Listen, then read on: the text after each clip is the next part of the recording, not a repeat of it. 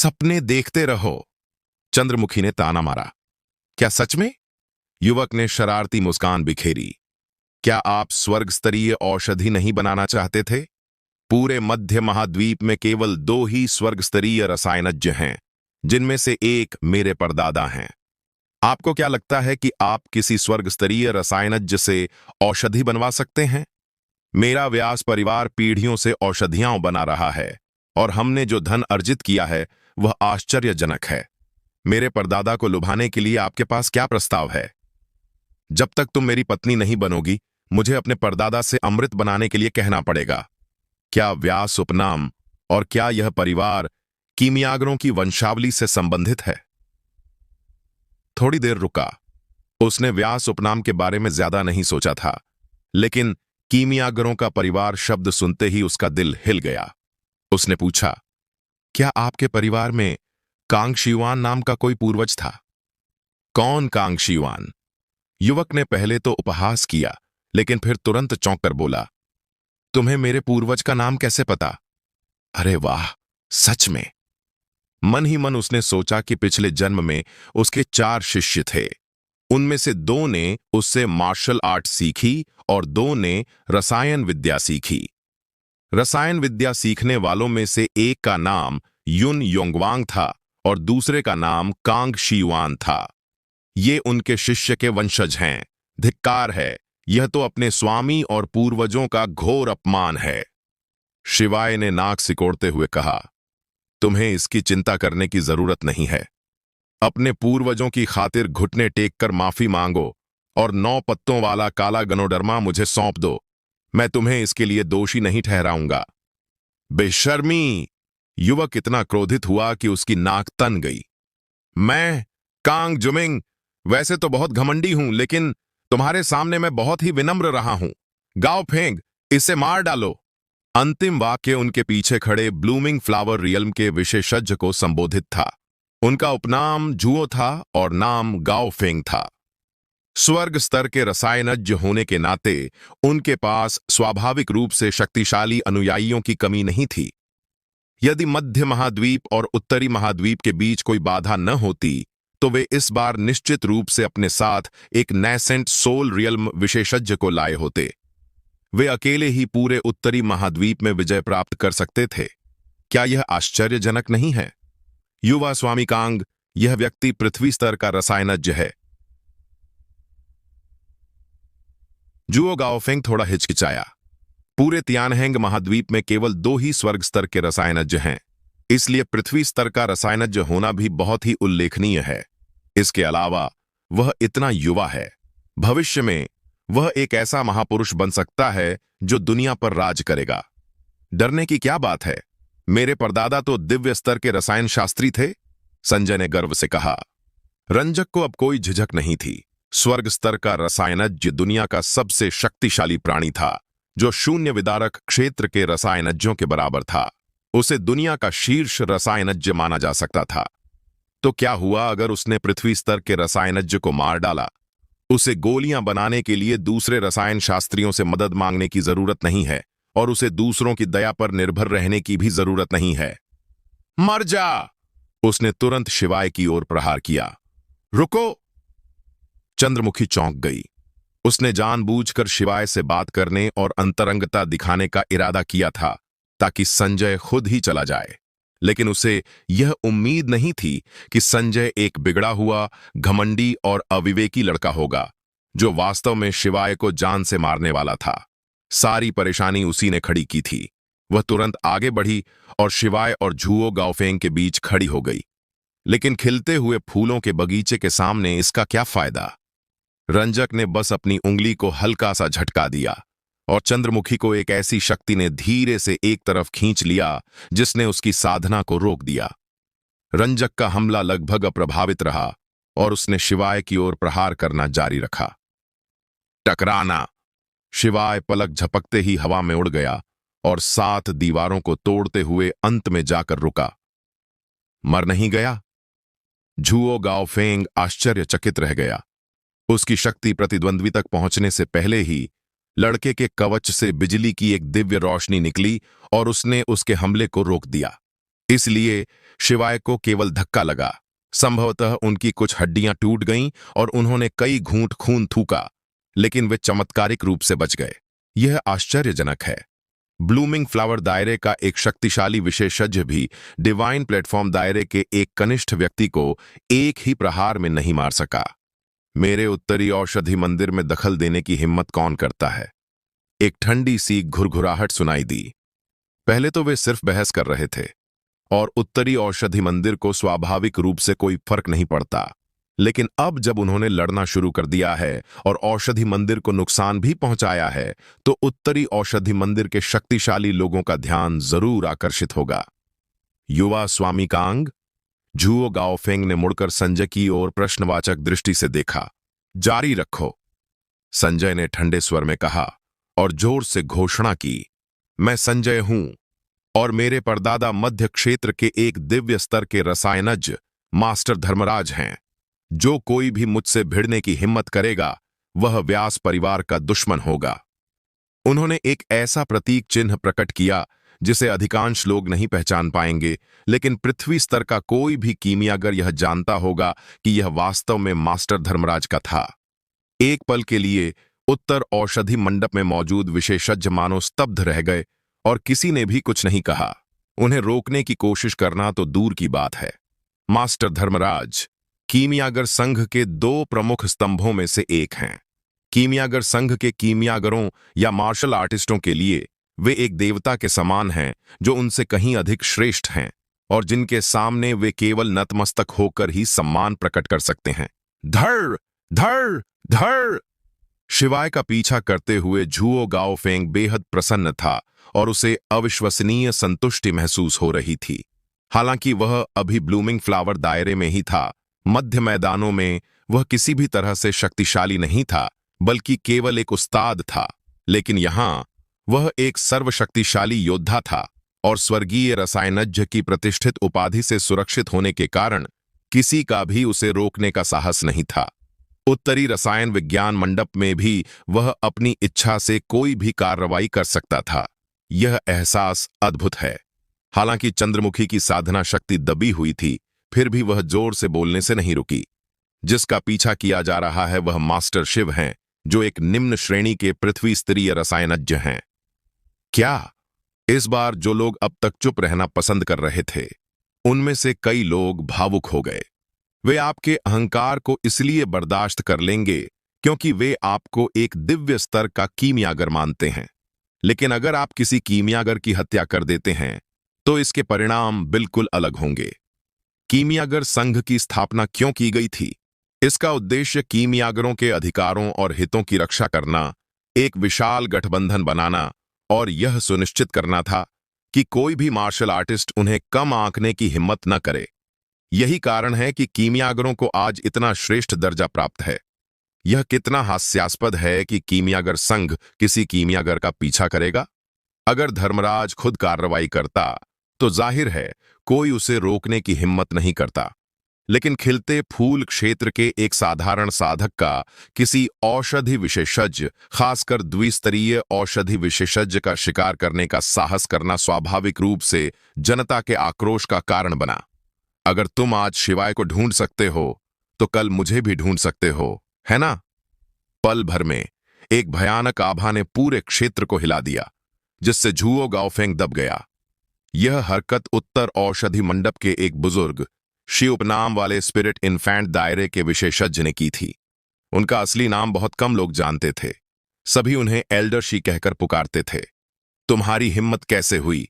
तुम्हारी हिम्मत कैसे हुई? संजय गुस्से से दहाड़ा। तुम्हारी हिम्मत कैसे हुई मुझे उस व्यक्ति को मारने से रोकने की जिसे मैं मारना चाहता हूं? क्या तुम्हें डर नहीं लगता कि मैं अपना क्रोध प्रकट करूंगा और इस पूरे स्थान को तहस नहस कर दूंगा? शिवाय गुस्से से लथपथ होकर वापस लौट आया। उसने कई बिगड़े हुए बच्चों को देखा था, लेकिन संजय शायद इकलौता ऐसा ही जिद्दी था। वह इतना घमंडी इसलिए था क्योंकि उसका पूर्वज एक दिव्य स्तर का रसायनज्ञ था। हम उत्तर औषधि मंडप तुम्हारे लिए मनमानी करने की जगह नहीं है, यहां से निकल जाओ, बूढ़े शी ने गुस्से से कहा।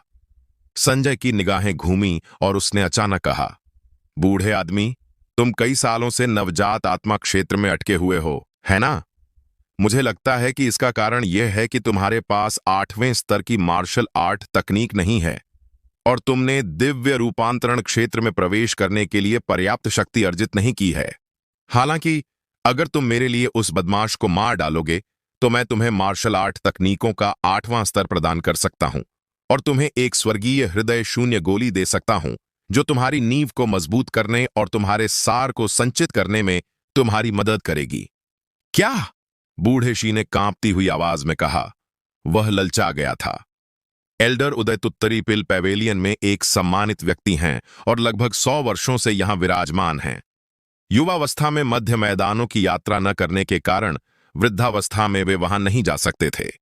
उस बाधा को पार करने से न केवल उनकी साधना कमजोर होगी बल्कि उनके जीवन का मूल तत्व ही हिल जाएगा। उसने अपनी सारी महत्वाकांक्षा खो दी थी और वह केवल यहीं अपने शेष जीवन का आनंद लेना चाहता था, लेकिन कांग जूमिंग के शब्दों ने उनके दिल को धड़का दिया। 8वें स्तर की मार्शल आर्ट तकनीकें, साथ ही अपनी नींव को मजबूत करने के लिए स्वर्गीय हृदय शून्य गोली ने उसे दिव्य रूपांतरण क्षेत्र में प्रवेश करने की आशा प्रदान की। यदि वह दिव्य रूपांतरण क्षेत्र में प्रवेश कर लेता तो उसे 200 वर्ष का अतिरिक्त जीवन काल प्राप्त हो सकता था। कौन कुछ और साल जीना नहीं चाहेगा? 200 साल तो दूर की बात है, जो एक औसत व्यक्ति के जीवन काल से 2 गुने से भी अधिक है। बूढ़े शी, तुम्हारा दिल उथल पुथल में है। एक धीमी सी आवाज सुनाई दी जो सुनने में तो बहुत स्पष्ट थी, लेकिन ध्यान से सुनने पर पता चला कि उसमें जीवन के उतार चढ़ाव समाये हुए थे।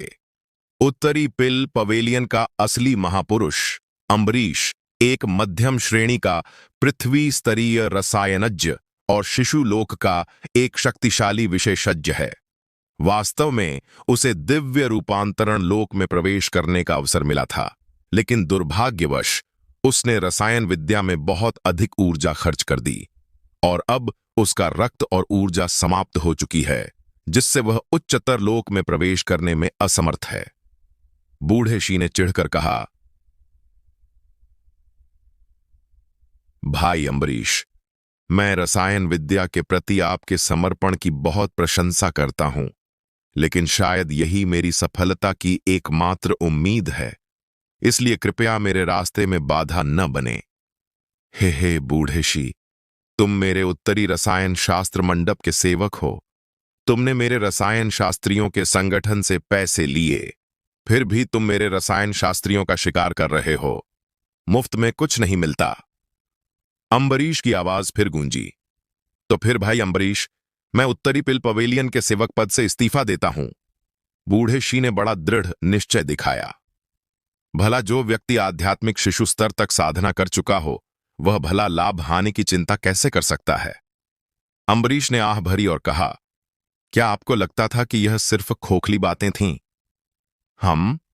मुझे शक है कि वह इस बूढ़े आदमी को धोखा देगा। बूढ़े शी ने बड़े आत्मविश्वास से कहा। क्या सच में?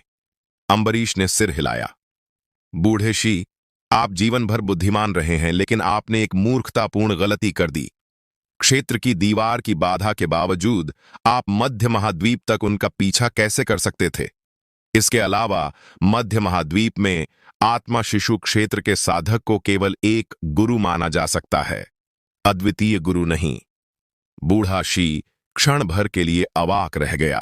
सच में उत्तरी महाद्वीप में कोई भी उसे धोखा देने की हिम्मत नहीं करता था, लेकिन अगर व्यास उपनाम वाला यह लड़का मध्य राज्य भाग गया और कभी वापस नहीं आया तो क्या होगा? इसके अलावा वह एक उच्च स्तरीय रसायनज्ञ का शिष्य था। अगर वह सचमुच छिप गया तो क्या वह कर्ज वसूलने के लिए उसके घर आने की हिम्मत करेगा? चिंता मत करो एल्डर शी, मैं कांग जूमिंग अभी और यहीं शपथ लेता हूं कि मैं अपना वादा पूरा करूंगा, अन्यथा मुझ पर बिजली गिर जाए। संजय ने जल्दी से कहा। वह बिगड़ा हुआ बच्चा था, वह अहंकारी और दबंग था, लेकिन वह बिल्कुल भी मूर्ख नहीं था। अन्यथा गोलियों से उसकी साधना का स्तर बढ़ाया जा सकता था, लेकिन उसने अपनी कड़ी मेहनत और कौशल के बल पर शीर्ष श्रेणी के गहन स्तरीय रसायनज्ञ का दर्जा हासिल किया था। बूढ़े शी ने अजीब और गरीब ठहाके लगाते हुए कहा, भाई अम्बरीश, मैं आपका दुश्मन नहीं बनना चाहता और मैं आपसे भी यही अनुरोध करता हूं कि आप मेरे दुश्मन न बने। हाँ, हाँ, तुम सबको लगता है कि तुमने मुझे घेर लिया है? शिवाय ने पीछे हटते हुए कहा। उसके वज्र कवच से बिजली के छल्ले निकल रहे थे, जिससे वह बेहद राजसी लग रहा था। आज तुम्हारी मौत पक्की है, संजय ने ठंडे स्वर में कहा। लोगों को कुचलने में उसकी सबसे बड़ी खूबी थी अपने रुतबे और उपलब्ध संसाधनों का इस्तेमाल करना। खूबसूरत औरतें उसके सामने कपड़े उतार देतीं, प्रतिभाशाली लोग उसके सामने झुक जाते, जबकि दुश्मन इजबाम शे बादशाही स्वाभाविक रूप से बिना दफनाए ही मर जाते। शिवाय ने हल्की सी मुस्कान के साथ कहा, तो क्या हुआ अगर आपके पूर्वज स्वर्गीय स्तर के रसायनज्ञ थे? इसमें इतनी बड़ी बात क्या है? भाई अम्बरीश, कृपया मुझे तैयार कीजिए, मुझे स्वर्गीय स्तर के रसायनज्ञ की परीक्षा देनी है। जब लोगों ने सुना कि शिवाय ने अम्बरीश को अपना बड़ा भाई कहकर संबोधित किया, तो कई लोगों ने हैरानी से मुंह बना लिया। यह युवक सचमुच निडर था। क्या उसे यह नहीं पता था कि बेदान मंडप में केवल अम्बरीश ही एल्डर उदयत को रोक सकते थे? तुम एक मामूली निम्न श्रेणी के पृथ्वी स्तरीय रसायनज्ञ मध्य श्रेणी के पृथ्वी स्तरीय रसायनज्ञ से पूरे एक स्तर नीचे हो। इस अंतर को पाटने में दशकों लग सकते हैं, या शायद जीवन भर के लिए भी यह असंभव हो। फिर भी तुम अम्बरीश को अपना भाई कहने की हिम्मत करते हो। तुम्हें बड़ों का जरा भी सम्मान नहीं है। लेकिन जब उन्होंने शिवाय का अगला वाक्य सुना, तो सब लोग स्तब्ध रह गए। क्या यह व्यक्ति सचमुच स्वर्गीय स्तर का कीमियागर प्रमाणित होना चाहता है? पूछना, यह बिल्कुल असंभव है। शिवाय के पास ऐसी क्षमता हो या न हो, स्वर्ग स्तरीय सामग्रियां केवल मध्य महाद्वीप में ही मिलती हैं। इसलिए अगर धर्मराज आता भी है, तो भी कोई फायदा नहीं होगा। ज्यादा से ज्यादा उसे केवल उच्च श्रेणी के पृथ्वी स्तरीय रसायनज्ञ के रूप में ही प्रमाणित किया जा सकता है। चिंता मत करो, मेरे पास खुद ही सारा सामान है, शिवाय ने शांत भाव से कहा। रसायन शास्त्री संघ के भीतर उच्च स्तरीय रसायन शास्त्रियों के प्रमाणीकरण में किसी को भी बाधा डालने की अनुमति नहीं है, यहां तक कि स्वर्गीय स्तरीय रसायन शास्त्रियों को भी नहीं। इसलिए एक क्षण के संकोच के बाद अम्बरीश ने कहा, गोलियां तैयार करो। एल्डर उदयत अभी कुछ आश्चर्यचकित और झिझकते हुए प्रतीत हुए, लेकिन जब तक पोते गोंग्यांग उनकी रक्षा कर रहे थे, उत्तरी औषधि मंडप में वे उनके विरुद्ध पूरी तरह से असहाय थे। इसका कारण यह था कि औषधि मंडप में एक अद्वितीय सरणी थी, जो पूरी तरह से सक्रिय होने पर एक नवजात आत्मा साधक की शक्ति को भी उजागर कर सकती थी। यह भी एक कारण है कि अल्केमिस्ट एसोसिएशन समय की कसौटी पर खरा उतरा है। उत्तरी महाद्वीप में सबसे शक्तिशाली लोग केवल नवजात आत्मा स्तर पर हैं। क्या वे दिव्य रूपांतरण स्तर पर मौजूद किसी संरचना का सामना कर सकते हैं? सौभाग्य से एल्डर उदयत भी इस विशाल संरचना के संचालन से परिचित थे, इसलिए उन्हें विश्वास था कि वे इसके भीतर सुरक्षित रह सकते हैं। हालांकि शिवाय को मार डालने की उनकी सोच मात्र एक कोरी कल्पना थी, इसलिए वे केवल पोते गोंग्यांग के साथ मौखिक बहस कर रहे थे, इस उम्मीद में कि दूसरा पक्ष पीछे हट जाएगा। हा हा, ये तो बहुत मजेदार है। एक मामूली धरती स्तर का रसायनज्ञ स्वर्ग स्तर का प्रमाणित रसायनज्ञ बनने का सपना देखने की हिम्मत करता है। संजय खिलखिलाकर हंस पड़ा, लेकिन बाकी सभी को उसका घमंड पसंद नहीं आया, इसलिए केवल रंजक ने ही उसका सम्मान किया और उसके साथ हंस पड़ा। ठीक है, मेरे पीछे आओ। पोते गोंगयांग ने शिवाय को गौर से देखा। यह युवक सचमुच बहुत छोटा था। जब तारामय महल ने प्रमाणन की शर्तें भेजीं, तो उसे बिल्कुल भी विश्वास नहीं हुआ, और इसीलिए शिवाय के प्रति उसके मन में गहरी छाप थी। अब उसने यह बात स्वीकार कर ली थी कि शिवाय एक प्रथम स्तर का रसायनज्ञ है, लेकिन जब उसने अचानक शिवाय को यह कहते सुना कि वह प्रथम स्तर के रसायनज्ञ के रूप में प्रमाणित होना चाहता है, तो उसे अभी भी ऐसा लगा जैसे उसके दिमाग में लाखों घास मिट्टी के घोड़े दौड़ रहे हों। तुम तो बस एक निम्न स्तर के पृथ्वी स्तरीय रसायनज्ञ हो। स्वर्ग स्तरीय रसायनज्ञ बनने से तुम कितनी दूर हो? यह तृतीय क्रम नहीं है, यह अनंत है। जिस प्रकार एक शीर्ष श्रेणी के गहन स्तरीय रसायनज्ञ के कभी भी शीर्ष श्रेणी के डी स्तरीय रसायनज्ञ बनने की 99% संभावना नहीं होती है, उसी प्रकार एक शीर्ष श्रेणी के डी स्तरीय रसायनज्ञ के कभी भी त्यान स्तर तक पहुंचने की उससे भी अधिक 99.99% संभावना होती है। पूरे शाश्वत आकाश महाद्वीप में केवल 2 ही स्वर्गीय स्तर के कीमियागर हैं।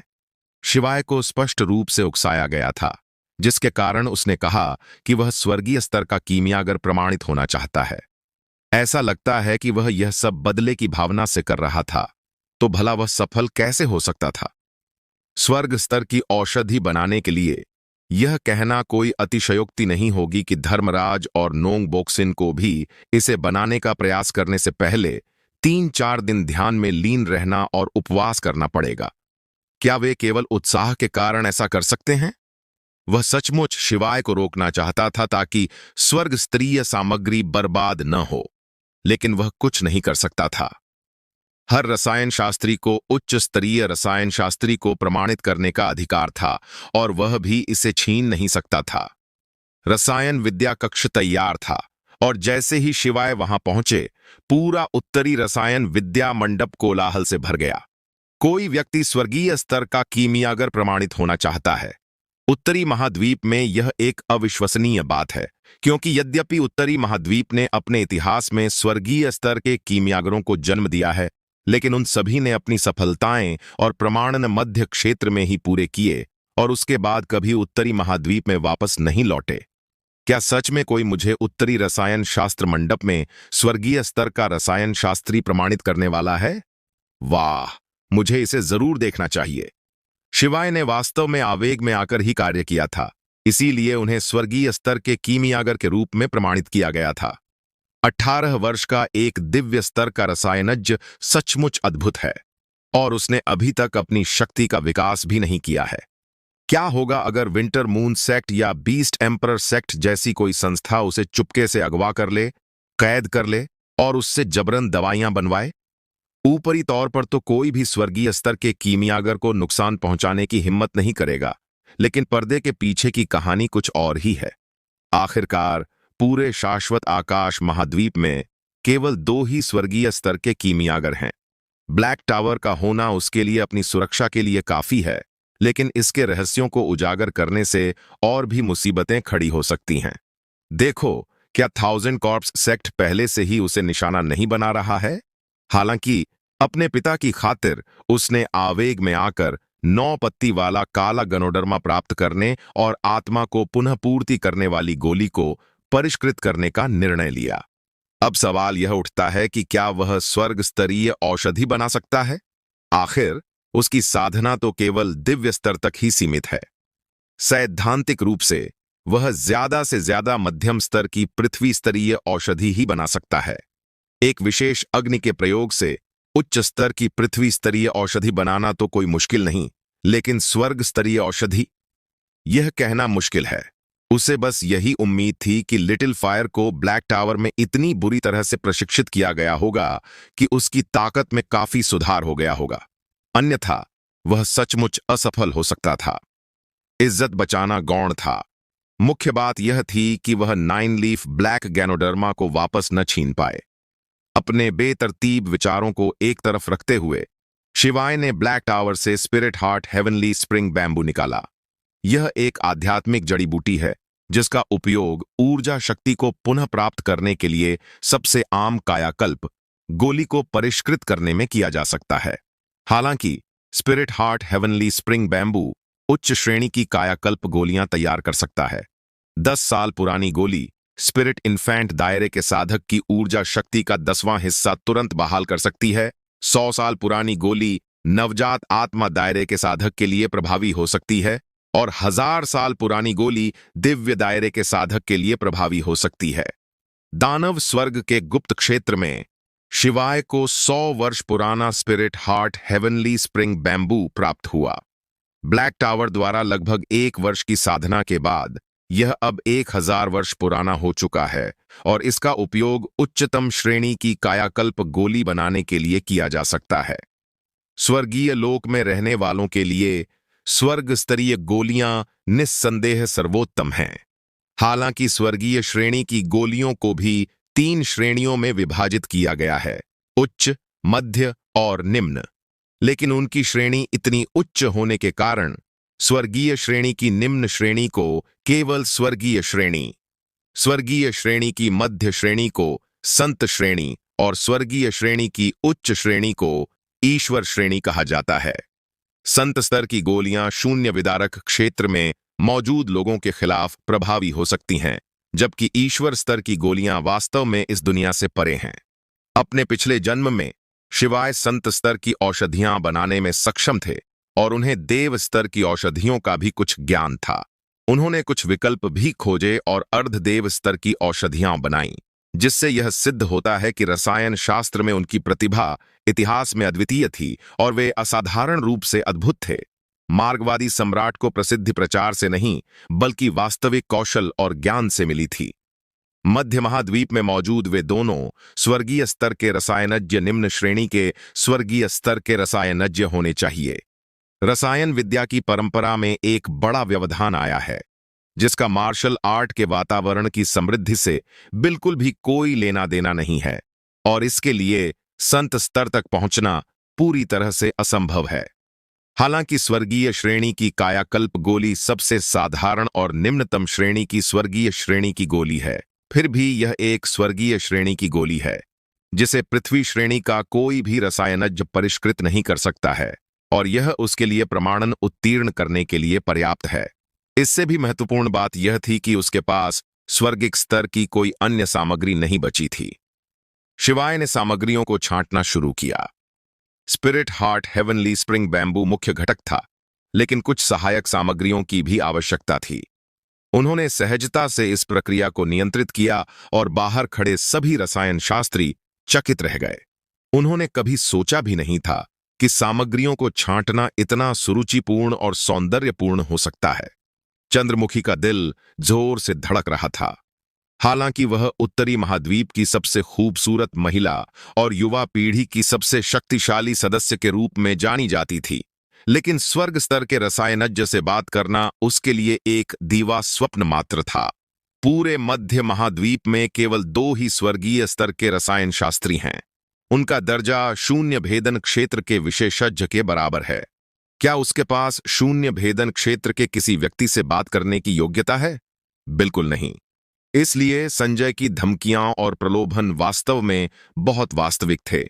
यदि वह 2 दिव्य स्तर के रसायन शास्त्रियों से दवाइयां बनवाना चाहता था, तो सबसे प्रभावी तरीका यही था कि वह उनके वंशजों के माध्यम से उनसे अनुरोध करे।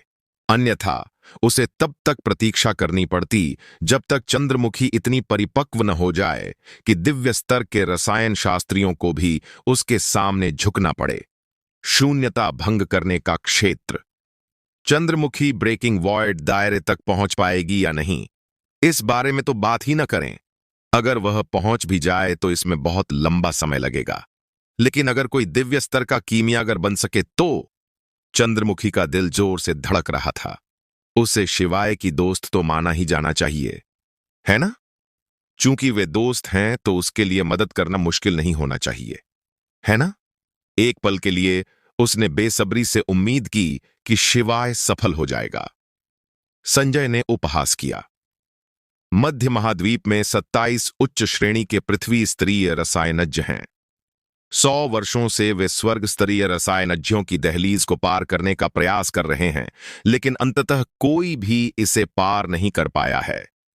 क्यों? यह चरण बेहद कठिन है। सफल होने की चाह रखने वाला 18 साल का लड़का कितना भोला होता है। हालांकि शिवाय की तकनीक देखकर वह काफी हैरान रह गया, क्योंकि वह स्वयं भी रसायन शास्त्र में एक प्रतिभाशाली व्यक्ति था और 20 वर्ष की आयु में ही उच्च श्रेणी का गहन स्तरीय रसायनज्ञ बन चुका था, जो वाकई उल्लेखनीय था। शिवाय की तकनीक इतनी निपुण थी कि उसे अपने आप को कमतर महसूस हुआ और उसने उससे सीखने का विचार भी किया, लेकिन उन चकाचौंध भरी चालों को देखकर उसे समझ नहीं आ रहा था कि वह उनसे सीखना कहां से शुरू करे। बाहर कुछ शोर था, लेकिन अब एकदम सन्नाटा पसरा हुआ था। सभी लोग चुपचाप शिवाय देख रहे थे और उसका आकर्षण उन सभी पर गहरा प्रभाव डाल रहा था, मानो उनके भीतर से कुछ उमड़ने वाला हो। सामग्रियों को छांटने के बाद शिवाय ने औषधीय गुणों के शुद्धिकरण की प्रक्रिया शुरू की। इस अद्भुत तकनीक ने स्वाभाविक रूप से सभी को आश्चर्यचकित कर दिया और कई लोगों ने आश्चर्य से वाहवाही की, जिस पर अन्य लोगों ने उन्हें घूर कर देखा। सबसे महत्वपूर्ण चरण आ गया है, रसायन शास्त्र। आप चाहे कितनी भी सुंदर सामग्री चुनें या औषधीय गुणों का शुद्धिकरण कितना भी उत्कृष्ट हो, यदि आप अमृत को परिष्कृत नहीं कर सकते तो सब व्यर्थ है। अपना ध्यान केंद्रित करते हुए उसने उस विचित्र अग्नि को बुलाया और सोचा, छोटी अग्नि, अब यह तुम पर निर्भर है। एक जोरदार धमाके के साथ अचानक लाल रंग की लपटों का एक गोला प्रज्वलित हुआ और करीब से देखने पर लौ के केंद्र में एक छोटा सा बैंगनी रंग का धब्बा दिखाई दिया, जो काफी असामान्य लग रहा था। शिवाय को आश्चर्य हुआ। लिटिल फायर वाकई में काफी अलग थी। शुरुआत की तुलना में लिटिल फायर ने एक और विचित्र आग को निगलने के बाद निश्चित रूप से अपनी ताकत बढ़ा ली है, लेकिन सबसे बड़ा बदलाव ब्लैक टॉवर के सुधार से आना चाहिए, जिसने वास्तव में इसे बदल दिया है। स्वर्गिक गुणवत्ता वाले अमृत से आशा की किरण जगती है। आग की लपटें तेज हो गईं और आसमान में ऊंची ऊंची लपटें उठने लगीं। सच में, इतनी भीषण आग लगने पर क्या आपको नियंत्रण खोने की चिंता नहीं है? हां, यह पलक झपकते ही फट जाएगा। कई लोगों ने तुरंत अपना सिर हिला दिया। सामग्रियों को छांटने और शुद्ध करने में उनकी महारत उनकी पहुंच से परे थी, लेकिन उनके रसायन शास्त्र के कौशल, खैर, वे सचमुच दयनीय थे। क्या कोई ऐसा व्यक्ति उच्च स्तरीय रसायन शास्त्री बन सकता है? यह तो सरासर शेखी है। कई बुजुर्ग और सम्मानित लोग चुप रहे, लेकिन उनकी आंखों में निराशा झलक रही थी। उन्होंने सोचा था कि शिवाय आक्रामक और आत्मविश्वासी है और उन्हें वास्तव में लगता था कि उसमें कुछ क्षमता है, लेकिन उन्हें यह उम्मीद नहीं थी कि वह केवल दिखावटी बहादुरी का ढोंग कर रहा है। आह, सामने वाला तो बस एक नौजवान है। मुझे अचानक उस पर भरोसा क्यों हो गया? वह प्रफुल्लित करने वाला है। भट्टी की आग अभी भी भयंकर रूप से धधक रही थी, जिसकी लपटें सीधे छत तक उठ रही थीं, जिससे शिवाय को तीव्र गर्मी से बचने के लिए अपने थंडर आर्मर को सक्रिय करने के लिए मजबूर होना पड़ा। 1 घंटा, 2 घंटे, 3 घंटे, समय पलक झपकते ही बीत गया। अरे, कितना समय बीत गया, अभी तक विस्फोट क्यों नहीं हुआ? हाँ, कम से कम 3 घंटे हो गए हैं। अब तक तो इसमें विस्फोट हो जाना चाहिए था। क्या सफलता की कोई उम्मीद है? असंभव। मुझे यकीन है कि उसने जो सामग्री इस्तेमाल की होगी वह उच्च गुणवत्ता की भी नहीं होगी। वह पूरी तरह से रसायन विद्या का नाटक कर रहा है। अरे अरे अरे, तुम ऐसा नहीं कर सकते। भीड़ में चर्चा की गहमागहमी मच गई। तभी संजय जोर से हंस पड़ा। क्या स्वर्ग स्तरीय गोलियां बनाना इतना आसान है? लगता है शिवाय बहुत पहले ही असफल हो गया था, लेकिन उसने अपनी हार मानने से हठपूर्वक इनकार कर दिया और अपने अहंकार पर अड़ा रहा। 3 घंटे और बीत गए। भगवान गोंग्यांग, हमें क्या करना चाहिए? किसी ने अम्बरीश से निर्देश मांगे। तुम्हारा मतलब क्या है? क्या करना चाहिए?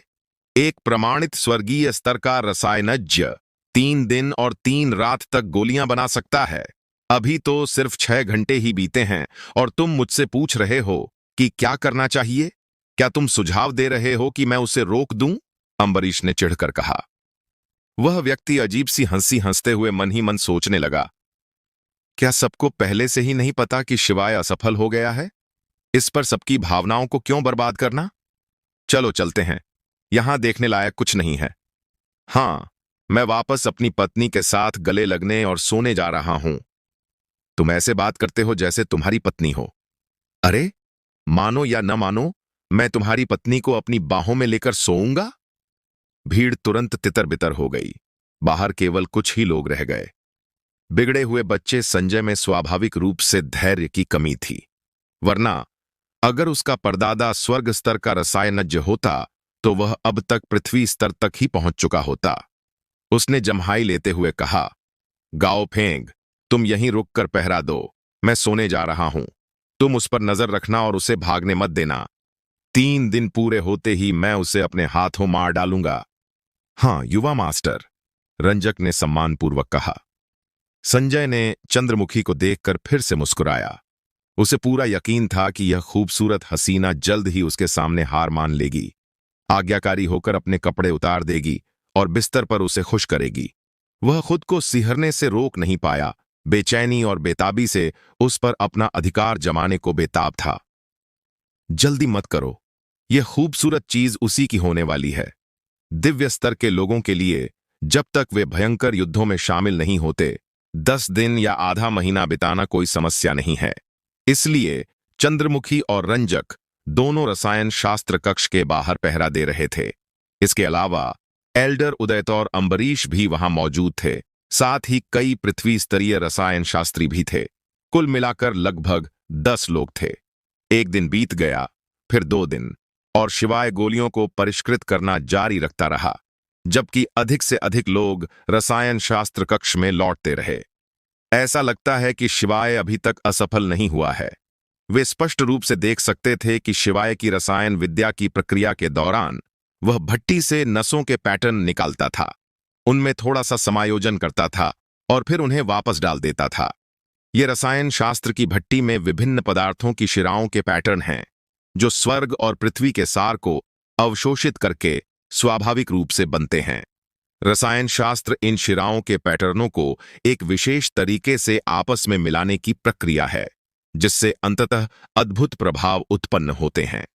हालांकि इस तरह की पदार्थ शिराओं की संरचना में समायोजन केवल स्वर्ग श्रेणी की गोलियों के निर्माण में ही किया जाता है। इसलिए जब उन्होंने इन शिराओं की गति और शिवाय की कुशल और मनमोहक तकनीक को देखा, तो सभी रसायन शास्त्री चकित रह गए और उनके रोंगटे खड़े हो गए। यह युवक सचमुच स्वर्ग के स्तर का अमृत तैयार कर रहा है। बकवास। इसके अलावा 2 दिन बीत चुके हैं और भट्टी में अभी तक विस्फोट नहीं हुआ है, बल्कि इसने औषधीय जड़ी बूटियों के दिव्य सार को और भी परिष्कृत कर दिया है, जिससे उनकी सबसे महत्वपूर्ण शिराओं की संरचना स्पष्ट रूप से दिखाई दे रही है। इससे पता चलता है कि शिवाय अभी भी सुचारू रूप से और सफलतापूर्वक चल रहा है। यह सचमुच अद्भुत है। क्या यह वाकई सफल हो सकता है? परिणाम के बारे में किसी को भी निश्चितता नहीं थी। गोलियों को परिष्कृत करना एक लंबी और कठिन प्रक्रिया थी, और गोली के पूरी तरह तैयार हो जाने तक सफलता की कोई गारंटी नहीं थी। किसी भी चरण में कोई भी गलती घातक विफलता का कारण बन सकती थी। इसके अलावा सभी सामग्रियों को परस्पर क्रिया करने और प्रतिध्वनित होने देने के लिए नसों को समायोजित करना सबसे कठिन चरण है। एक भी गलत कदम पूर्ण विफलता का कारण बन सकता है। लेकिन इस समय शिवाय को यह बेहद आसान लग रहा था। वह रसायन शास्त्र के सम्राट थे, और अपने पिछले जन्म में उनका स्तर क्या था? संत स्तर का। वे अर्धदेवता स्तर की गोलियां भी बना सकते थे, इसलिए उन्हें अर्धदेव कहना कोई अतिशयोक्ति नहीं होगी। उनमें केवल अत्यधिक अग्नि तापमान उत्पन्न करने की क्षमता का अभाव था। इसके अलावा उन्हें स्वाभाविक रूप से किसी चीज से डरने की जरूरत नहीं थी। उन्होंने इसे सहजता से किया। उनकी 10 उंगलियां इतनी फुर्ती से चल रही थीं मानो कोई पियानो बजा रहा हो, इतनी सहजता और इतनी धारा प्रवाहता से। एक एक करके नाड़ी के पैटर्न दिखाई देने लगे, और उसने उन्हें एक एक करके समायोजित किया और फिर उन्हें रसायन भट्टी में वापस रख दिया। नाड़ी के पैटर्न औषधीय शक्ति में होने वाले परिवर्तनों के अनुरूप थे, और उसके समायोजन से वे आपस में मिलकर उसकी इच्छित दिशा में विकसित होने लगे। कभी कभी तो वह अपनी आंखें भी बंद कर लेता था, मानो वह अपने पिछले जीवन में लौट आया हो। दिव्य श्रेणी की गोलियां कोई खास नहीं होती, संत श्रेणी की गोलियां भी उनसे बेहतर नहीं होती। अपने पिछले जन्म के रसायन शास्त्र के ज्ञान के बल पर यदि उन्हें वास्तव में दिव्य श्रेणी की सामग्रियां दी जाएं, तो वे शायद दिव्य श्रेणी की गोलियां भी बना सकते हैं। अरे अरे अरे, क्या मुझे भ्रम हो रहा है? मुझे लगता है मैंने अभी अभी उसे अपनी आंखें बंद करते देखा। अरे, मैंने भी देखा। धिक्कार है। क्या यह आदमी सनकी है? स्वर्ग स्तरीय गोलियां बनाते समय भी यह इतना लापरवाह है? सभी लोग आश्चर्य से हाँफने लगे, सचमुच भयभीत हो गए। शिवाय का उपयोग करना अब और भी अधिक कुशल हो गया है, और वह हर चरण से भली भांति परिचित है। उसकी उंगलियों में मानो एक आत्मा समाई हुई है, जो विभिन्न सामग्रियों के गुणों को सहजता और आनंद के साथ नियंत्रित करती है। जैसे जैसे 3 दिन की समय सीमा नजदीक आती गई, रसायन भट्टी से और अधिक नसें उभरने लगीं। उन पर एक नजर डालने मात्र से ही एक उच्च कोटि का रसायनज्ञ भी शर्म से हरा पड़ जाता। लेकिन शिवाय अविचलित रहे। उनके हाथ बढ़ती गति से, व्यवस्थित और अविश्वसनीय रूप से, अद्भुत ढंग से चलने लगे। संजय लौट आया था और यह दृश्य देखकर उसका चेहरा उतर आया। भले ही शिवाय अगले चरण में असफल हो जाए, फिर भी यह स्तर स्वर्गिक स्तर के काफी करीब था। 18 साल का एक ऐसा कीमियागर जो लगभग स्वर्ग के स्तर का है, यह तो वाकई डरावना है। अंततः हर नस को वापस रसायन भट्टी में दबा दिया गया और उनमें से कोई भी फिर से बाहर नहीं निकली। तीसरा दिन लगभग समाप्त हो चुका था। धमाका! अचानक बिना किसी चेतावनी के साफ आसमान में एक काला बादल छा गया और उसके भीतर बिजली चमकने और कड़कने लगी। किंवदंती है कि जब स्वर्ग स्तरीय अमृत को सफलतापूर्वक परिष्कृत कर लिया जाता है, तो उसके उत्पादन को रोकने के लिए बिजली का प्रकोप होता है। क्या इसका मतलब यह है कि शिवाय ने सचमुच स्वर्ग स्तरीय अमृत का निर्माण किया है? अन्यथा उन पर बिजली गिरने की विपत्ति कैसे आ सकती थी? लेकिन यही सबसे कठिन चरण भी है। यदि परिष्कृत गोलियां अपेक्षित मानकों को पूरा नहीं करती, तो वे प्रलयकारी बिजली के नीचे राख हो जाएंगी। लेकिन यदि वे मानकों को पूरा करती हैं, तो वे प्रलयकारी बिजली में स्वर्गीय मार्ग की शक्ति को अवशोषित कर लेंगी और वास्तव में स्वर्गीय मार्ग की शक्ति प्राप्त कर लेंगी। यदि कोई व्यक्ति नवजात आत्मा अवस्था में भी स्वर्ग स्तरीय गोली का सेवन कर ले, तो भी वह फट जाएगा और मर जाएगा, क्योंकि वह स्वर्गीय मार्ग की शक्ति का सामना करने में पूरी तरह असमर्थ होगा। लेकिन अगर हम बिजली के प्रकोप में फंस गए तो क्या होगा? सबके चेहरे काले पड़ गए। उन्होंने इससे पहले कभी बिजली गिरने की ऐसी विपत्ति का अनुभव नहीं किया था, न ही कभी इसे देखा था। उन्होंने केवल इसके बारे में सुना था। पीछे हटो, पीछे! अम्बरीश के चेहरे के भाव एकदम बदल गए। एक मध्यम श्रेणी के पृथ्वी स्तरीय रसायनज्ञ के रूप में वह स्वाभाविक रूप से जानता था कि जब स्वर्ग स्तरीय गोली का उत्पादन होता है, तो यह बिजली की आपदा को आकर्षित करती है, जो कोई मजाक नहीं है। सभी लोग इधर उधर भाग गए। इस समय सभी को यकीन था कि शिवाय ने स्वर्ग स्तरीय औषधि बनाई है, अन्यथा उस पर बिजली गिरने का प्रकोप न होता। इसलिए जब तक वह औषधि बिजली गिरने के प्रकोप से बच जाती, शिवाय एक सच्चा स्वर्ग स्तरीय रसायनज्ञ होता। यदि वह प्रकोप से बच भी नहीं पाता, तब भी उसे अर्ध स्वर्ग स्तरीय रसायनज्ञ कहलाने की योग्यता प्राप्त होती। उदयत और रंजक के चेहरे पीले पड़ गए। भले ही उनमें से एक स्पिरिट इन्फैंट दायरे में था और दूसरा ब्लूमिंग फ्लावर दायरे में, लेकिन अगर उन्हें सचमुच स्वर्ग स्तर के कीमियागर का सामना करना पड़ता, तो वे पल भर में टुकड़े टुकड़े हो जाते।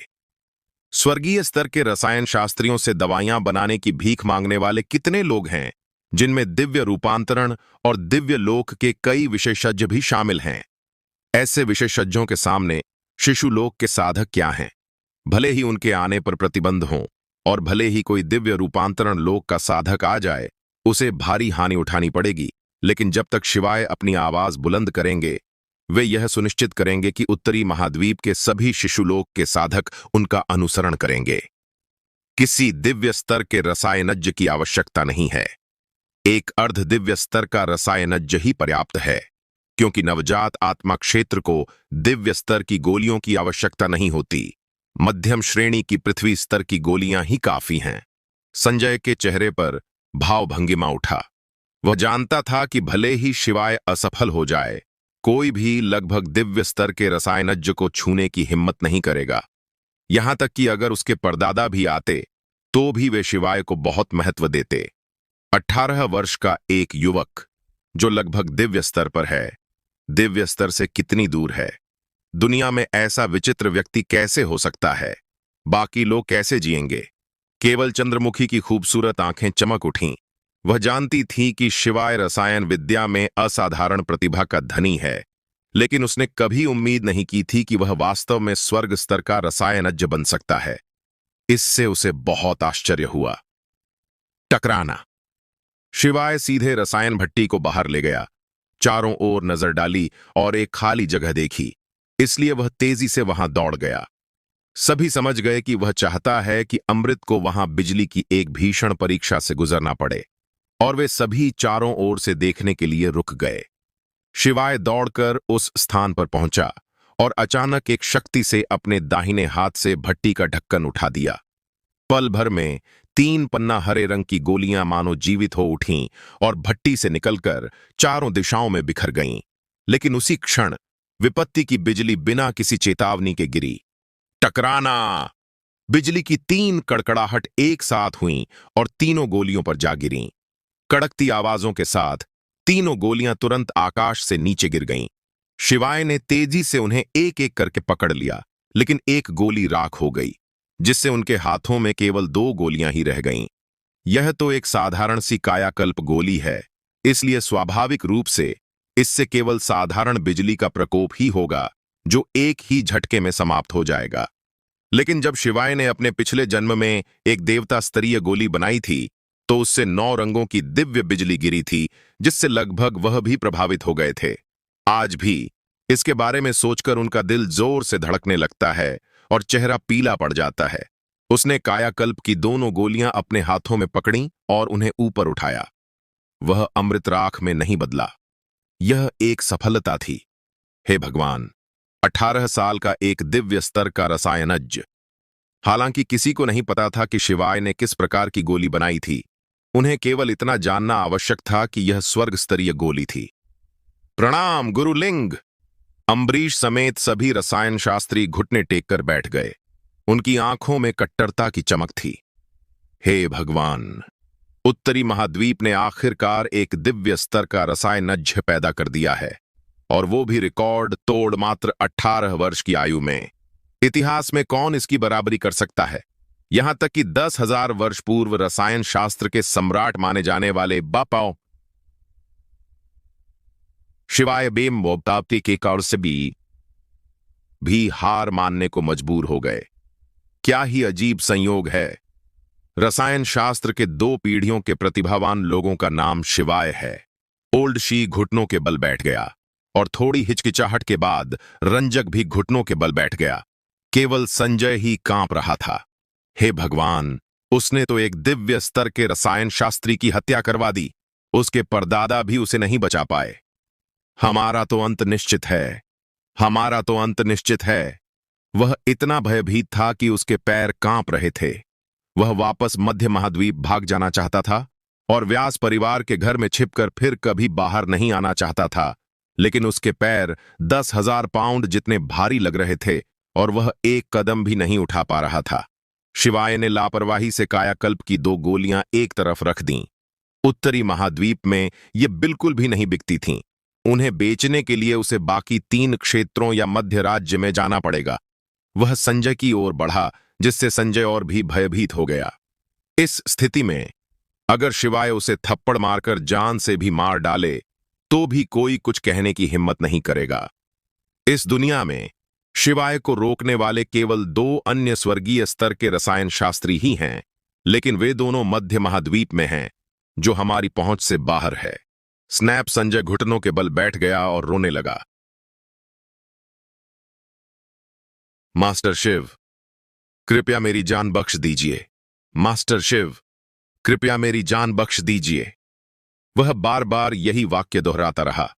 वह इतना भयभीत था कि उसे कुछ समझ नहीं आ रहा था। शिवाय आगे बढ़ा और उसे पीटने लगा, जिससे स्पष्ट हुआ कि उसका इरादा उसे जान से मारने का नहीं था। अन्यथा इतनी मशक्कत की कोई जरूरत ही नहीं होती। वह तलवार के एक ही वार से उसे मार सकता था। यह व्यक्ति शायद उसके शिष्य का वंशज था, और उसने उसके साथ उचित व्यवहार करने का फैसला किया। सब लोग दंग रह गए। किसने सोचा होगा कि एक उच्च कोटि का सम्मानित दिव्य स्तर का रसायनज्ञ इतना हिंसक हो सकता है कि लोगों को सरेआम पीट सके? यह किसी स्थानीय गुंडे से किस प्रकार भिन्न है? शिवाय द्वारा अभी अभी स्थापित की गई भव्य छवि पल भर में ध्वस्त हो गई। बेशक एक दिव्य स्तर के रसायनज्ञ की निवारक शक्ति जरा भी कमजोर नहीं होगी। वह अब भी एक ऐसा व्यक्तित्व होगा जिसकी लोग केवल प्रशंसा ही कर सकते हैं। अपनी पिटाई से संतुष्ट होने के बाद शिवाय रुका और बोला, 9 पत्तों वाला काला गनोडर्मा कहाँ है? मुझे दे दो। संजय पहले तो स्तब्ध रह गया, फिर उसे एहसास हुआ कि वह अभी भी जिंदा है। वह मूर्ख नहीं था, वह बस बहुत डरा हुआ था। अब जब उसने इस बारे में सोचा तो उसे लगा कि चूंकि शिवाय उसे पीटने को तैयार था, इसका मतलब यह था कि दूसरी तरफ वाले उसे जान से मारने का इरादा नहीं रखते थे। उसे अपनी जान बचने पर सौभाग्य का एहसास हुआ। उसने तुरंत अपनी स्थानिक अंगूठी से 9 पत्ती वाला काला गैनोडर्मा निकाला और शिवाय को देते हुए कहा, मुझे खेद है गुरुलिंग, लेकिन यह एक प्रकार की गोली के लिए आवश्यक सामग्री है जिसे मेरे परदादा परिष्कृत करने का प्रयास कर रहे हैं, इसलिए मैंने इसे ले लिया। तुमने अपने परदादा के नाम का खूब फायदा उठाया है ना? शिवाय ने ठंडे लहजे में कहा। संजय का दिल जोर से धड़कने लगा। उसने शिवाय की आवाज में असंतोष महसूस किया और तुरंत कहा, मैं जरूर बदलूंगा। मैं दोबारा ऐसा करने की हिम्मत कभी नहीं करूंगा। शिवाय ने नाक सिकोड़ी और कांग जूमिंग के एनर्जी कोर की ओर उंगली उठाई। मास्टर शिव, आपने मेरे साथ क्या किया? संजय ने हड़बड़ी में पूछा। उसे अपने शरीर में कुछ भी असामान्य महसूस नहीं हुआ, लेकिन उसे बिल्कुल भी विश्वास नहीं हो रहा था कि शिवाय बिना किसी कारण के उसकी ओर इशारा करेगा। उसने हल्की सी मुस्कान के साथ कहा, बात बस इतनी सी है कि मैं तुम्हें मर्द बनने से रोक रहा हूं। आह! संजय चीख उठा। उसे औरतें सबसे ज्यादा प्यारी थीं। अगर वह अपना पुरुषत्व खो बैठा तो उसकी जिंदगी का क्या मतलब रह जाएगा? नहीं! वह दर्द से चिल्लाया, नहीं, नहीं, नहीं, मैं मर्द बनना चाहता हूं, मैं मर्द बनना चाहता हूं। चुप रहो! शिवाय ने उसे थप्पड़ मारा। वापस मर्द बनना मुश्किल नहीं है, बस देखते रहो कि आगे तुम कैसा बर्ताव करते हो। कांग जूमिंग ने जोर से सिर हिलाते हुए कहा, मैं निश्चित रूप से अपना सर्वश्रेष्ठ प्रयास करूंगा। मैं निश्चित रूप से अपना सर्वश्रेष्ठ प्रयास करूंगा। शिवाय ने सिर हिलाकर कहा, देखते हैं। संजय निराश था। जाहिर है वह अपनी मर्दाना शक्तियां तुरंत वापस पाना चाहता था, लेकिन क्या वह शिवाय को अपने ऊपर लगे प्रतिबंध हटाने के लिए मजबूर कर सकता था? उसकी आंखों में आंसू आ गए थे। उसे 2 दिन पहले ही मध्य महाद्वीप वापस भाग जाना चाहिए था और उसे शिवाय से कभी टकराव नहीं करना चाहिए था। किसने सोचा होगा कि शिवाय इतना बड़ा तमाशा करेगा? उसमें स्वर्ग स्तर के रसायनज्ञ की शक्ति तो स्पष्ट थी, लेकिन वह निम्न श्रेणी के पृथ्वी स्तर के रसायनज्ञ की स्थिति में फंसा हुआ था, जिसके कारण उसने एक बहुत बड़ी लोहे की थाली को लात मारी और अन्यायपूर्ण तरीके से उसकी मृत्यु हो गई। लेकिन अब वह एक भी शिकायत करने की हिम्मत नहीं करता। वह केवल आज्ञाकारी और सम्मानपूर्वक खड़ा रह सकता है। 9 पत्तों वाला काला गनोडर्मा प्राप्त करने के बाद शिवाय स्वाभाविक रूप से बहुत खुश था और बोला, चलो चलते हैं। इतना कहकर वह उत्तर औषधि मंडप से बाहर चले गए। पापम की बसप्पा बाय! मास्टर शिव! असंख्य रसायन शास्त्री चारों ओर जमा हो गए। हे भगवान! उन्होंने पहले कभी स्वर्ग स्तर का रसायन शास्त्री नहीं देखा था, इसलिए स्वाभाविक रूप से वे उन्हें सम्मान देना चाहते थे। एल्डर उदयतौर रंजक ने मास्टर शिव के सामने घुटने टेककर क्षमा मांगी। मास्टर शिव, कृपया हमारी पिछली बदतमीजी को क्षमा कर दीजिए। उन्होंने अपनी गरिमा को दरकिनार करते हुए अपने चेहरे पर जोर जोर से थप्पड़ मारना शुरू कर दिया। इसमें कोई शक नहीं, वे दिव्य स्तर के रसायन शास्त्री हैं।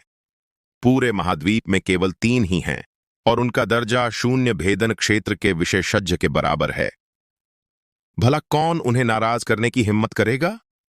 शिवाय ने अधीरता से कहा, मेरे पीछे मत आओ, मुझे बहुत काम है और तुम दोनों 1 महीने के लिए मेरे रेस्टोरेंट में काम करो। अगर तुमने अच्छा काम किया तो मैं कुछ दिन पहले हुई घटना को भूल जाऊंगा। अगर नहीं किया तो हा, हम जरूर अच्छा काम करेंगे। बूढ़े अंबरीश और रंजक ने एक साथ कहा। उनके चेहरे खुशी से चमक रहे थे। कभी नहीं भूलेगा कि एक और रिकॉर्ड बन गया है। पहले तो इस बात ने काफी हलचल मचा दी थी कि विलक्षण प्रतिभा रैंकिंग में शामिल 2 लोग रेस्तरां में काम कर रहे थे, क्योंकि इस रैंकिंग में शामिल लोगों का भाग्य ब्लूमिंग फ्लावर रियल्म तक पहुंचने का था। लेकिन अब न केवल ब्लूमिंग फ्लावर रियल्म का एक विशेषज्ञ वेटर के रूप में काम करने को तैयार है, बल्कि नेसेंट सोल रियल्म का एक विशेषज्ञ भी व्यंजन और चाय परोसने का जिम्मा उठा चुका है। नवजात आत्मा क्षेत्र। उत्तरी महाद्वीप की मार्शल आर्ट में एक सर्वोच्च अस्तित्व। अब कौन दोबारा मुसीबत खड़ी करने की हिम्मत करेगा? यहां तक कि 1000 कॉर्प्स सेक्ट को भी यह विचार करना होगा कि क्या वे सब कुछ खो देंगे जिससे उन्हें दोहरा नुकसान होगा। केवल ये दोनों ही नहीं, बल्कि संजय भी आज्ञाकारी रूप से काम पर आया और जल्द ही उसकी पहचान उजागर हो गई। वह गहन स्तर का एक उच्च श्रेणी का कीमियागर था और मध्य महाद्वीप में 2 स्वर्ग स्तरीय कीमियागरों में से एक था जो धर्मराज का प्रत्यक्ष वंशज था। बकवास! यह खबर सुनकर हर कोई हैरानी से दंग रह गया। यह तो किसी स्पिरिट इन्फैंट दायरे के विशेषज्ञ के वेटर के रूप में काम करने से भी कहीं अधिक सनसनीखेज था। व्यास परिवार के युवा स्वामी का रुतबा क्या ही था।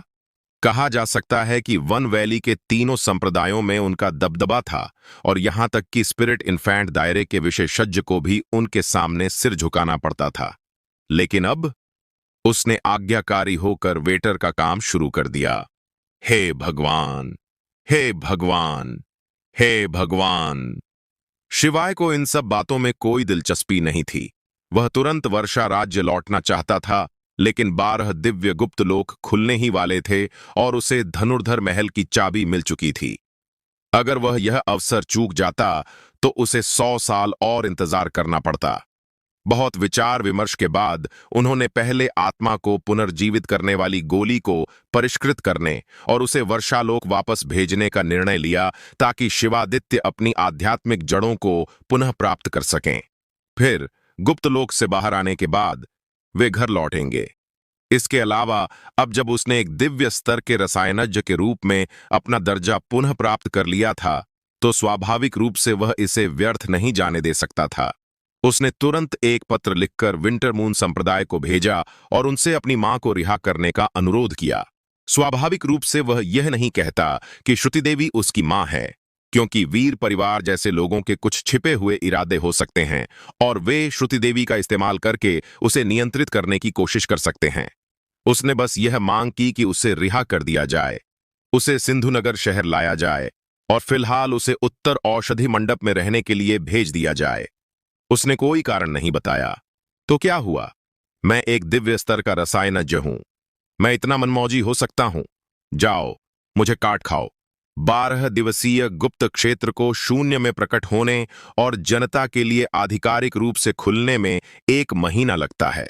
10 दिन से अधिक समय बीत चुका है, इसलिए यह लगभग 10 दिनों में पूरी तरह से खुल जाएगा। पिछले 10 दिन बेहद निराशाजनक रहे हैं। उत्तर औषधि मंडप के सभी कीमियागर उन्हें एक आदर्श मानते थे। वे बेहद कट्टर थे और हर दिन श्रद्धांजलि देने आते थे। भले ही वे उस व्यक्ति को देख न पाते हों, फिर भी वे बाहर घुटने टेक कर प्रणाम करते थे। शिवाय को एक आस्था, एक प्रतीक के रूप में मानते थे। इतने सारे लोगों के श्रद्धांजलि देने आने से यह खबर गुप्त नहीं रह सकी। तभी सिंधुनगर शहर के लोगों को पता चला कि वांगबुलुओ और दानवांग मंडप के मालिक एक नव पदोन्नत स्वर्गीय स्तर के रसायनज्ञ थे। इसमें कोई आश्चर्य नहीं कि इतने सारे उच्च पदस्थ लोग वहां काम करने जाते हैं। इसमें कोई आश्चर्य नहीं कि दानवांग पेवेलियन इस तरह से शेखी बघारने का साहस करता है। क्या दिव्य स्तर के रसायनज्ञ को राजा नहीं कहा जा सकता? नाक्ष और केदार जैसे लोग अब अविस्मरणीय मार्शल आर्ट्स अकादमी में काम करना अपमान नहीं समझते, बल्कि यह उनके लिए गौरव की बात है। देखो, हम अविस्मरणीय मार्शल आर्ट्स अकादमी में काम करने वाले पहले मार्शल आर्टिस्ट हैं, यहां तक कि स्पिरिट इन्फैंट दायरे और फ्लावर ब्लूम दायरे के साधकों से भी पहले। वरिष्ठता के हिसाब से तो उन दोनों को बड़े भाई कहना चाहिए। शिवाय वास्तव में काफी खाली हैं। उन्होंने आत्मा को पुनः पूर्ति करने वाली गोली पहले ही तैयार कर ली है और विशेष रूप से इंद्रवीर को यात्रा करने के लिए कहा है। एक निम्न श्रेणी के पृथ्वी स्तरीय रसायनज्ञ की देखरेख में शिवादित्य के स्वस्थ होने में निश्चित रूप से कोई समस्या नहीं होगी। गोंगसुन तायांग स्वयं शीतकालीन चंद्रमा संप्रदाय गए। एक मध्यम श्रेणी के पृथ्वी स्तरीय रसायनज्ञ के नेतृत्व और स्वर्ग स्तरीय रसायनज्ञ के हस्तलिखित आदेश के साथ उन्हें विश्वास नहीं था कि शीतकालीन चंद्रमा संप्रदाय उन्हें रिहा करने में आनाकानी करेगा। वह प्रतिदिन स्वर्गीय राजधानी थंडर फॉर्मेशन का अध्ययन करता था और सादृश्य की इस प्रक्रिया के माध्यम से उसे लगा कि इससे उसकी तलवारबाजी में सुधार होगा। युवा स्वामी शिव, श्रीमती झू चंद्रमुखी आपसे मिलना चाहती हैं। जब शिवाय आंगन में संरचनाओं के सिद्धांतों पर विचार कर रहे थे, तभी अरिहंत ने दरवाजे पर दस्तक दी और धीमी आवाज में कहा। थोड़ी हिचकिचाहट के बाद शिवाय ने कहा, उसे अंदर आने दो। हाँ। अरिहंत सहमत हो गया और चला गया। दरअसल अगर कोई साधारण व्यक्ति होता तो वह कभी रिपोर्ट करने नहीं आता, लेकिन चंद्रमुखी उत्तरी महाद्वीप की सबसे सुंदर महिला थी और वह दिल से चाहता था कि वह शिवाय की साथी बने। केवल उत्तरी महाद्वीप की सबसे सुंदर महिला ही शिवाय जैसे व्यक्ति के योग्य थी। कुछ देर बाद आंगन के द्वार पर हल्की सी दस्तक हुई, फिर वह खुला और दो लोग अंदर आ गए, चंद्रमुखी और चंद्रेश। अब चंद्रेश में जरा भी अहंकार नहीं है और वह अनजाने में अपने कंधों को झुका लेता है और अपना सिर नीचे कर लेता है, जो अविश्वसनीय रूप से विनम्र प्रतीत होता है। गहनेर ने मास्टर शिव को प्रणाम किया। चंद्रमुखी ने झुककर अभिवादन किया। उसकी सफेद पोशाक एक खिले हुए सुंदर फूल की तरह लहरा रही थी।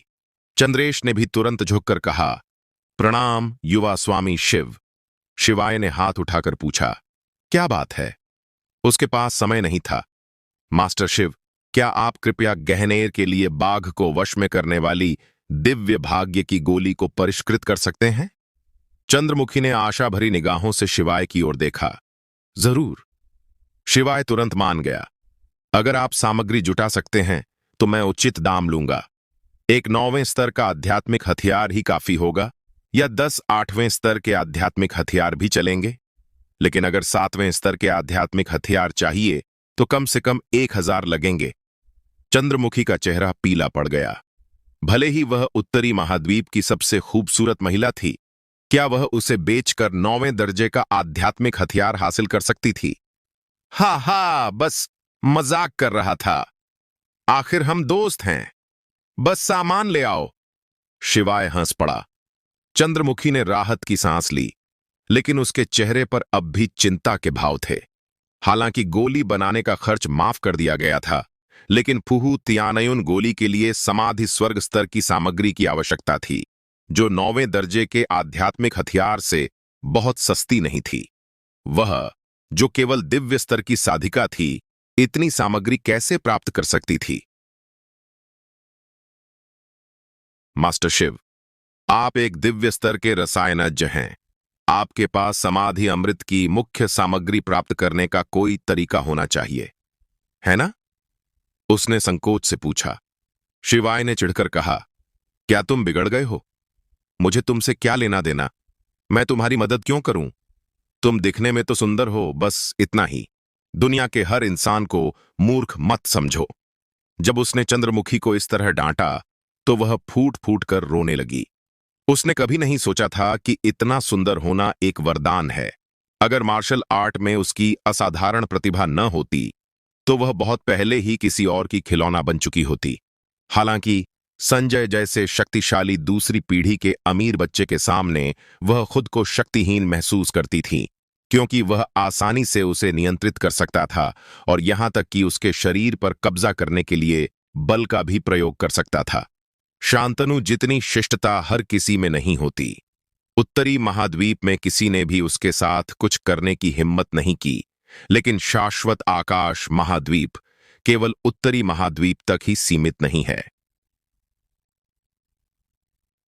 मास्टर शिव, उसने दया भरी निगाहों से उसकी ओर देखा। उसकी खूबसूरत आंखों में ऐसी कोमलता भरी हुई थी जो कठोर से कठोर हृदय को भी पिघला सकती थी। शिवाय की युद्ध प्रतिभा लोहे से भी अधिक कठोर थी। उसने कोई दया नहीं दिखाई और उस सुंदर प्रतिभाशाली व्यक्ति को ठंडी निगाहों से घूरता रहा। चंद्रमुखी ने दांत पीसते हुए कहा, गहनेर जानती है कि क्या करना है। फिर वह मुड़ी और चली गई। शिवाय थोड़ा असमंजस में था। उसे क्या पता था, लेकिन भला किसे परवाह है? अरे, तुम अभी तक गए क्यों नहीं? उसने चंद्रेश की ओर देखा। हे जीजाजी, चंद्रेश ने आगे आकर चापलूसी भरे भाव से कहा।